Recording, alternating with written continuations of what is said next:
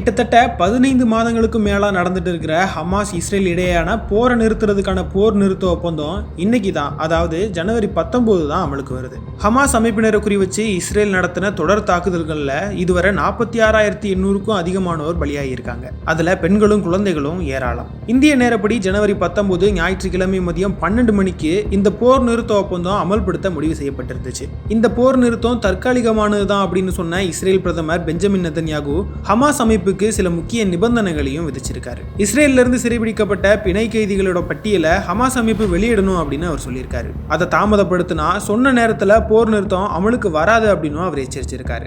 ஏற்கனவே இஸ்ரேல் விடுதலை செய்ய இருக்கிற 700க்கும் அதிகமான பாலஸ்தீன கைதிகளோட பட்டியலையும் இஸ்ரேல் வெளியிட்டிருக்கு. இந்த நிலையில தொழில்நுட்ப கோளாறால பிணை கைதிகளோட பெயர் பட்டியலை வெளியிடுறதுல சிக்கல் இருக்கிறதா ஹமாஸ் தரப்பு சொல்லியிருந்தாங்க. இதனால போர் நிறுத்த ஒப்பந்தம் முழுமையா அமல் ஆகுறதுல சிரமம் ஏற்பட்டுச்சு. குறிப்பிட்ட நேரத்துக்குள்ள இஸ்ரேல் கைதிகளோட பெயர் பட்டியல் வெளியாகாததால இஸ்ரேல் வடக்கு காசா பகுதியில் தாக்குதலை தொடங்குச்சு. போர் நிறுத்தம் துவங்க இருந்த கடைசி நேரத்தில் நடந்த குளறுபாட்டால தாக்குதல்கள் மீண்டும் துவங்க ஆரம்பிச்சது காசா மக்களிடையே பெரும் பரபரப்பை ஏற்படுத்துச்சு. இதை தொடர்ந்து கொஞ்ச நேரத்திலேயே விடுதலை செய்யப்பட இருக்கிற 3 இஸ்ரேல் கைதிகளோட பெயர்களை ஹமாஸ் அமைப்பு மத்தியஸ்தர்கள் மூலமா வெளியிட்டாங்க. அதை தொடர்ந்து இந்திய நேரப்படி 12 மணிக்கு அமலுக்கு வர இருந்த போர் நிறுத்தம் 2:45க்கு அமலாகும் அப்படின்னு இஸ்ரேல் பிரதமர் அலுவலகம் தெரிவிச்சிருந்தாங்க. இந்த அறிவிப்பை தொடர்ந்து எல்லைகள்ல ஆயிரக்கணக்கான பாலஸ்தீன காவல்துறை அதிகாரிகள் நிறுத்தப்பட்டிருக்கிறதாகவும் இயல்பு வாழ்க்கையை மீட்டெடுப்பதற்கான பணிகள் உடனடியாக துவங்க இருக்கிறதாகவும் தெரிவிக்கப்பட்டிருக்கு. இந்த போர் நிறுத்தத்தோட அடுத்த 6-7 வாரங்கள் கடினமானதா இருக்கலாம் அப்படின்னும், திடீர் தொழில்நுட்ப கோளாறுகளால